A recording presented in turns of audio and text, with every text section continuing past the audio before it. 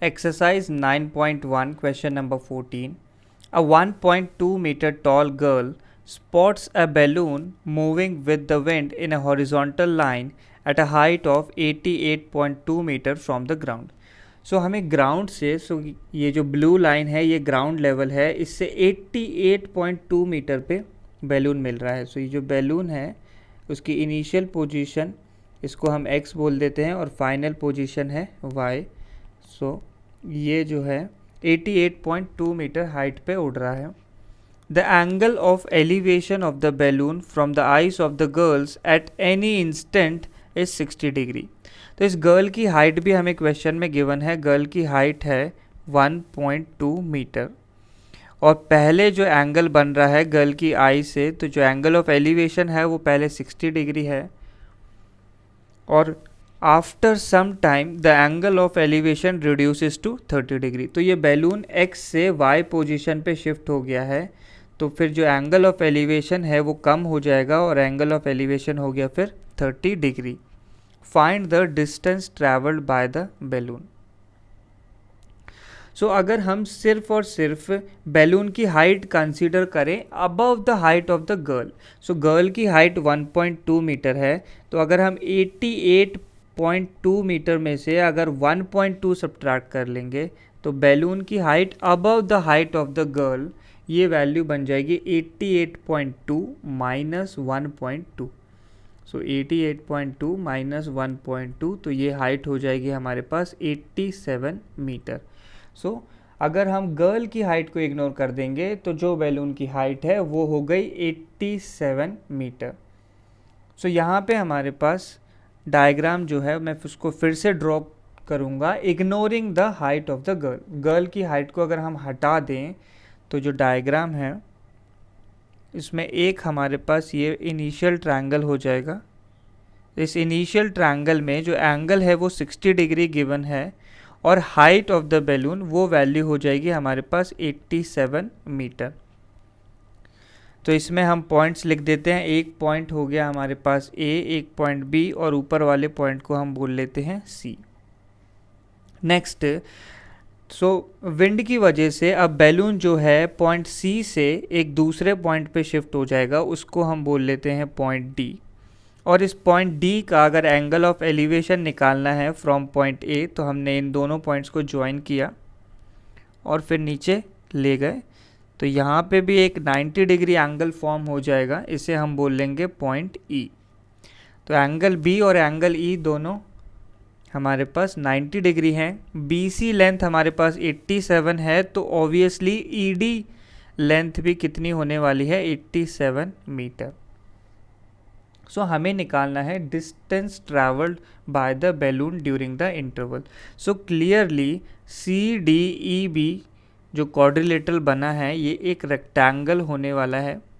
एक रेक्टेंगल है तो अपोजिट साइड्स इक्वल हैं, तो क्लियरली BC और ED ये लेंथ तो इक्वल आई गई हैं 87 मीटर के. ये है height of balloon.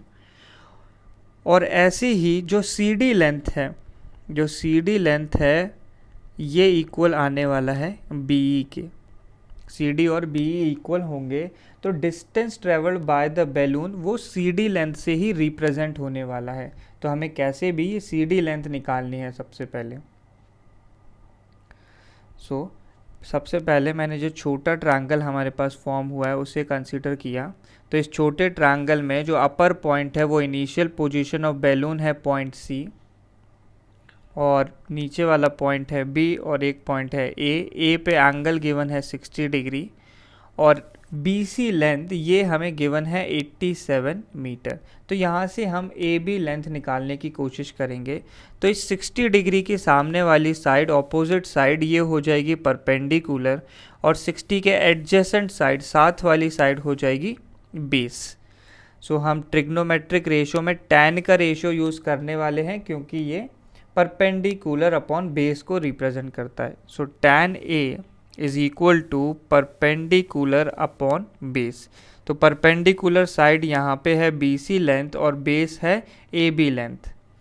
Angle A है 60 डिग्री, तो ये बन गया tan 60 degree is equal to BC length given है 87 और AB लेंथ हम आइडेंटिफाई करना चाहते हैं.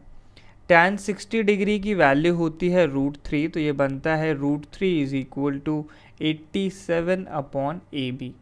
तो यहाँ से हम क्रॉस मल्टीप्लाई करें तो AB की वैल्यू हमें मिल जाएगी 87 अपॉन √3। सो ये हमें फर्स्ट इन्फॉर्मेशन मिल गई है। नेक्स्ट अब मैं second right angle triangle draw करने वाला हूँ। तो ये जो लंबा वाला ट्रायंगल था, इसमें भी हमारे पास एक वर्टेक्स A होने वाली है और इसका एंगल इस बार गिवन है 30 डिग्री। राइट एंगल्ड वर्टेक्स को हमने बोला था E और उसके ऊपर जो वर्टेक्स है D। सो ऊपर वाली वर्टेक्स D और राइट एंगल्ड वर्टेक्स E, और ये जो ED लेंथ है ये भी हमें क्वेश्चन में 87 मीटर्स गिवन है। तो यहाँ से हमें AE लेंथ मिल सकती है।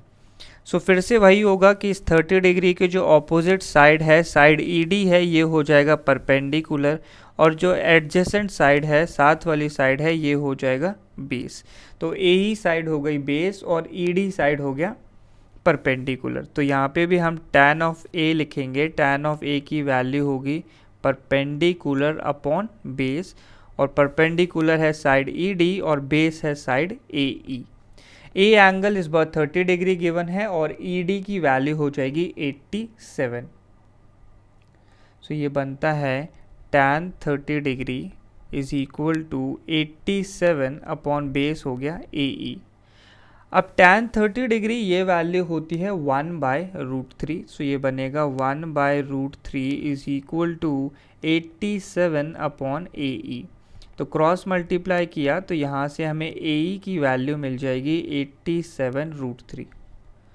सो हम अगर केवल ग्राउंड लेवल कंसीडर कर रहे हैं तो यहाँ पे हमारे पास 3 पॉइंट्स थे। पहला पॉइंट हमारे पास A है, दूसरा जो पॉइंट है वो B है, और तीसरा पॉइंट है E।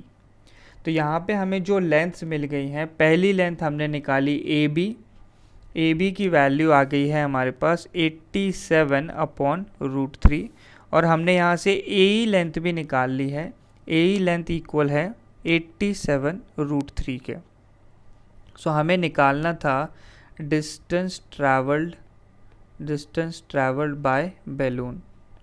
तो डिस्टेंस ट्रैवल्ड बाय बैलून मैंने बताया था फिगर से वो CD लेंथ के इक्वल होगा, और CD लेंथ किसके इक्वल है? BE लेंथ के, क्योंकि वो एक रेक्टेंगल फॉर्म हो रहा था।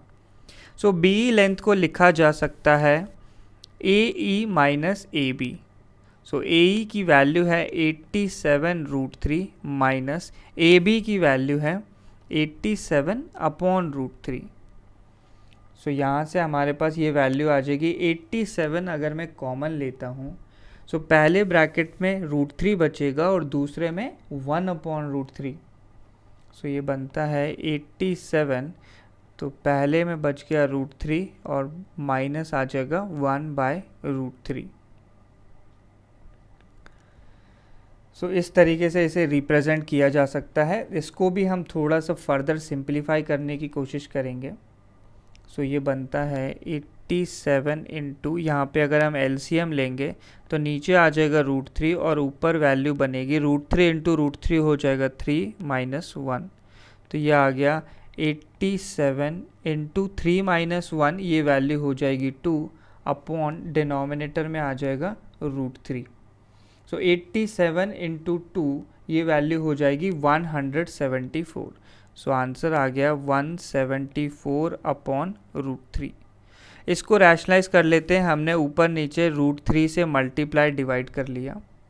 सो ये वैल्यू बनती है, सो 174 है ऊपर, और डिनोमिनेटर में जो वैल्यू है √3 इंटू √3 ये वैल्यू हो जाएगी 3। सो ये बन गया 174 अपॉन 3 और ऊपर एक √3 बचेगा। सो 174 अपॉन 3 किया तो 174 अपॉन 3 हो जाएगा 58। सो ये हो गया 58 √3 मीटर। सो ये हो गया डिस्टेंस ट्रैवल्ड बाय बैलून।